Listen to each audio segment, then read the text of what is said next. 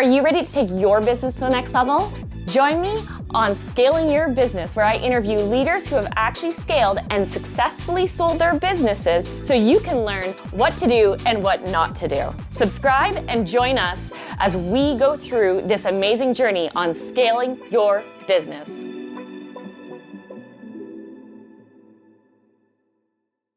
Stuck to scaling. Now, all of us entrepreneurs know that feeling of being stuck and just not being able to level up and get to that next point in our vision. We've all been there. Luckily, we have Karen Stewart here. She's going to solve these problems. And if you haven't seen the first 3 episodes, you've got to go check them out. We talked about all the exits, like scaling and building mastery. We're talking here. We talked about, is your baby ugly? The ugly pieces underneath the business that you need to fix before you can exit. And then we talked about exits and what you need to know about that. So go check those out. Huge tips and information, but let's unpack what you're doing now, which is helping entrepreneurs get from stuck to scaling so they can make their vision happen. How will an entrepreneur know that they need you? So I think what happens, and again, if I look back over my career, you get stuck all the time. Mm-hmm. There's little stucks, right? Like, what do I do with this employee who's maybe been with me for a while and I'm on the fence about them? There's big stucks, like we're running out of money. There's bigger stucks, which is maybe there's not even a market for what I'm doing. And how do I really analyze that? What I found, and I've been sort of an advocate my entire career. I've always had a coach. I've always had a team that I could go to and get advice from. But with coaches particularly, not all of them, but it's really hard to find somebody who's a real true been there, done that. Mm. And I think that's what I want to bring to help people is I've been there, done it. There's very, very few stuck positions that I haven't been through multiple times. Yes. And why not move through it faster? Why not leverage, that's what we do as moms, right? We're trying to help our kids not to make all the same mistakes we did, right? And they still do, but we're trying to say, well, honey, maybe you should try this. And we're trying to sort of empower them to move through life lessons a little faster. Yes. And that's kind of, I guess, what my mission is, to help the entrepreneurs move through the lessons faster so they can get back into the flow. Yes. When you're stuck, you're not in the flow. When you're stuck, you're stressed, and it's usually fear-based, 99% of the time, which means you're not really in a position to make good decisions. So that is the time you're going to muck it up. Get an advisor. You're gonna rely on the wrong people with the wrong advice. Yep. You're gonna trust them because you kind of don't trust yourself at that moment. And that's where, hopefully I can come in and help some people. And how does it differ from a business coach? Well, I think business coaches typically, and again, this is a general statement, so it's not necessarily meant to be kind of all inclusive, but a lot of coaches come from sort of a coaching background where they've been a management consultant, or they have taken a lot of personal coaching lessons. It's more, goal setting and structuring of goals, holding their clients accountable. That's very different than an advisor, which I would put me in the category advising, which is, here is your problem, dissect the problem, make sure you've identified the problem correctly. Most people haven't even identified the problem correctly. They think they have a problem. I go, that's not your problem. So let's get really clear on what the problem is. Yes. So then when we're asking questions to solve our problem, we're actually asking the right questions. Most of the time, people haven't identified the problem, aren't asking the right questions, therefore they're not going to come up with a really good solution. Yes. So I have used historically coaches to hold me accountable, help me set goals, make sure I'm, but not as advisors. Advisors are very giving different. Advice. Yeah. They're saying, here's the risk, here's the benefit. What are you? Yeah. Right. I mean, at the end of the day, it's the entrepreneur's decision. But always, yes. I find that coaches ask great questions. Coaches are that's their job, right? Their job is to help you achieve your goals. My job is to kick you in the butt and get you back on the right track. Who doesn't need a good kick in the butt? That's my job. And some people like that, some people don't. But for me, it's cut to the chase. Yeah. Coaches also tend to have a longer term engagement, right? It'll be a long term. I tend to like to be the person who, there's a problem, I come in, I help them fix it. And then you can come back to me if you have another problem. But really, it's about in the moment, concise, thoughtful problem solving for real problems and identifying them. That's very different than a coach who can hold your hand. It's a lonely journey as an entrepreneur. So It is. I've had coaches my entire life, and they hold my hand and they make me feel good because maybe I'm not feeling good anywhere else, right? Maybe it's been a tough month or I haven't met my targets. They make me feel good. They help me be optimistic. Advising is very different. It is. So it's a shorter term. It is really that get you unstuck, get you to the next level. Exactly. And then when you're stuck again, come back. Come back. Yeah.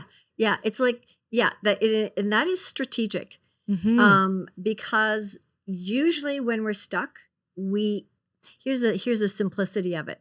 If we're stuck and we haven't become unstuck really fast, it's because we don't know why we're stuck. And so that is the majority of the issue, is really, really diving in where the stuck is coming from. And sometimes it is not apparent at all, right? It could actually be something that you never thought of. And yet when the light goes on and you go, oh gosh, that is why I'm stuck. Then you can start to pose the question. So I'm a real believer in framing the question. Yeah. I spent 20 years designing a decision-making model.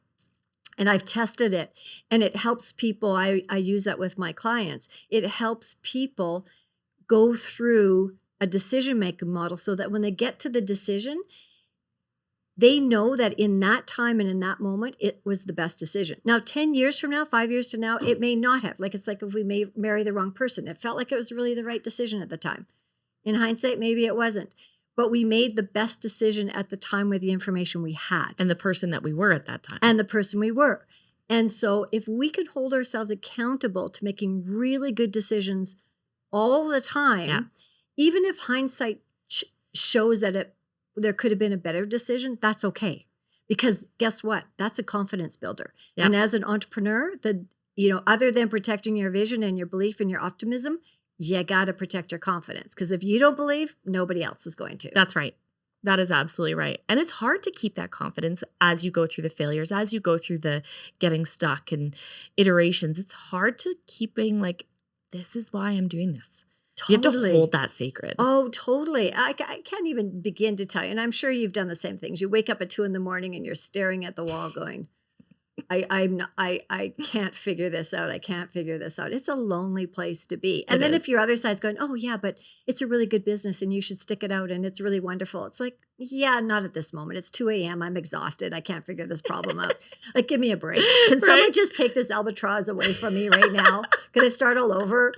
Right? Can I go back to my daytime job? Honestly, there's been days. There has been days where it's like, I could just work for the man and tune out. Totally. But then that's going to be fulfilling for a nanosecond, right? I think I would slowly die in. Yeah, you would, because you weren't living your authentic self, right? And that's why I think that's why we're here, is to live on purpose. And as an entrepreneur, that's a real, it's living on purpose. And if you're not living on purpose as an entrepreneur, then you should not be an entrepreneur, right? Right.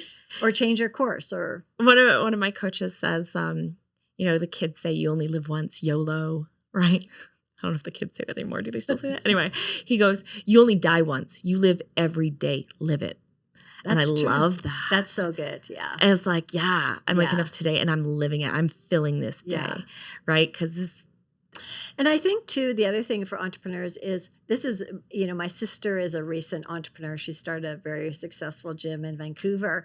And I always say to her, I say, listen, when you get up every day, your mantra needs to be, I'm going to have a ton of problems and my job is to solve them in the best way possible. Yes. Right? You can't start your day wishing there's not going to be any problems, because as an entrepreneur, that is the number one job you have, solving problems. And it doesn't change as you scale. No. You just solve bigger problems. You solve bigger problems and they keep coming. Like, you think, oh, phew, that was a tough week. And then, oh, it's Monday. Oh, I got more problems. That is the life of an entrepreneur. You just have to love problem solving. Yes. Yes. And maybe you don't even love problem solving, but you love what the vision is that you're striving for. Yeah, it's worth it. It's worth it. Yeah. Some days maybe not. so, but you hold on to, okay, I know when I started this company, I had a strong purpose, and this is what we're doing. Yes, And just stay that course. So I love that. So if you are feeling stuck in your company, if you need somebody to be an advisor, not a coach, not there for the long term, not there to set goal setting, there to like really get through those stuck times, how do they get a hold of you, Karen? They can come to my website, karenstewart.com, and I believe my phone number's on there, my email's on there, or you can fill out the form.